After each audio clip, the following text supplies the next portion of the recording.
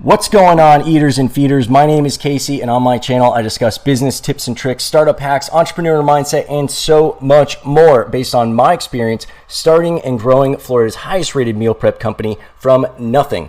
So if you want to learn more about marketing, production, purchasing, sales, software, leadership, mindset, meditation, and everything in between, I invite you to subscribe and turn on those alert notifications so you don't miss out on any of my content. I produce videos weekly, I go live sporadically, and I don't want you missing out on any of it. If you've got an idea for an episode, let me know in the comments below. While you're down there, you're also going to want to make sure you check out the links in the show notes. Those links will give you access to so many more resources than I can fit into a YouTube video. I've got free calculators that teach you how to find all sorts of stuff that you can't see in your business.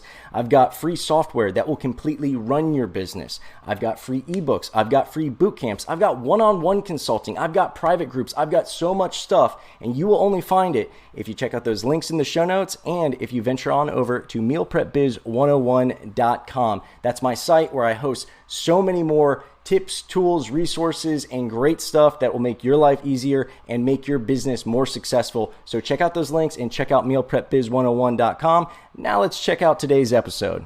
Welcome to our channel where we go behind the scenes for meal plan company Fit Food Fresh and other local businesses across South Florida.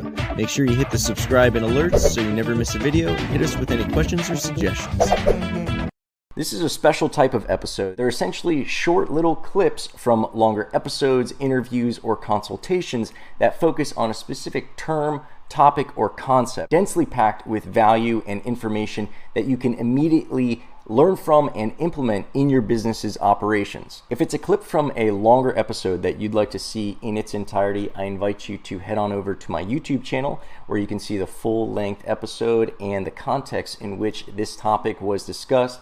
And if you'd like to book a one-on-one consultation with yours truly, I invite you to head on over to mealprepbiz101.com. Find my store. You'll be able to purchase and book a one-on-one consultation so that you and I can dive into your specific issues, ideas, and problems and see what we can come up with as far as solutions, information, and better arming you to move forward with your business operations. Did you say that you guys are customizing each and every meal for the people? All right, yeah. So that's definitely why you knew to charge enough. I would try to get away from that.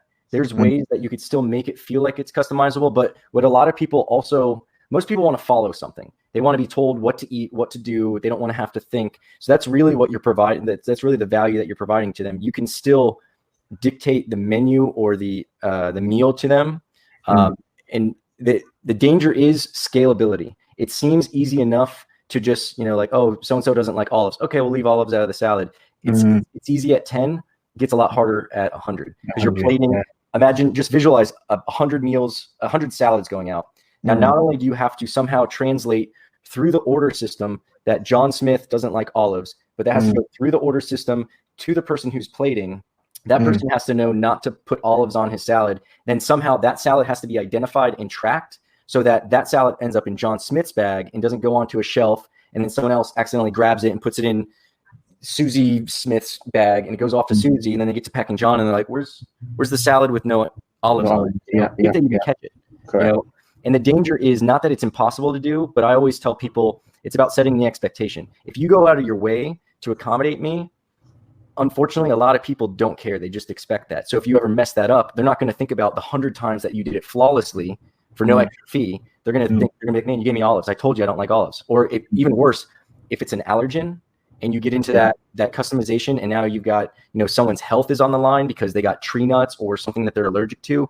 It gets slippery. So we did that in the beginning, and we just made a bunch of mistakes. The dumbest things. There was one lady who, we had quesadillas on the menu, and we have a little 2-ounce container of pico de gallo, and she's like, I want more pico de gallo with the quesadillas. And we did it for like 3 weeks, but it ended up being someone having to remember to do it. And she worked out at the same gym that my business partner and I worked out at.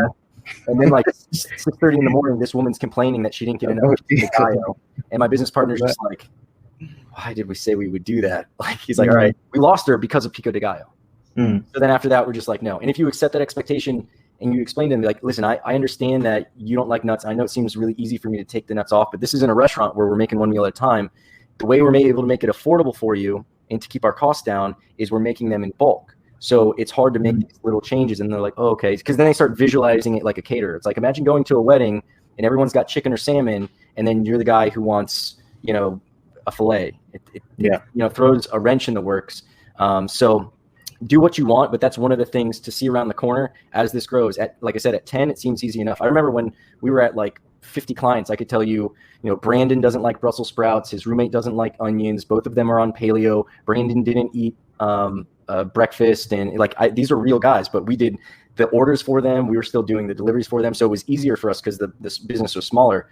But then when it expands and it can't be based on a human remembering to do it, because humans are prone to error. So I think I made my point. I don't want to beat the dead horse, but try to get away from that feeling of expecting above and beyond customizations, because it goes from, and it'll be simple stuff where as a consumer, it doesn't make sense. It's like, you're making rice, you're making broccoli. Why can't I switch rice with broccoli in this one meal? I know you guys are making it. It's like, we are, but if I were to do that, I don't have a system to track it. So I'm going to be plating 100 meals.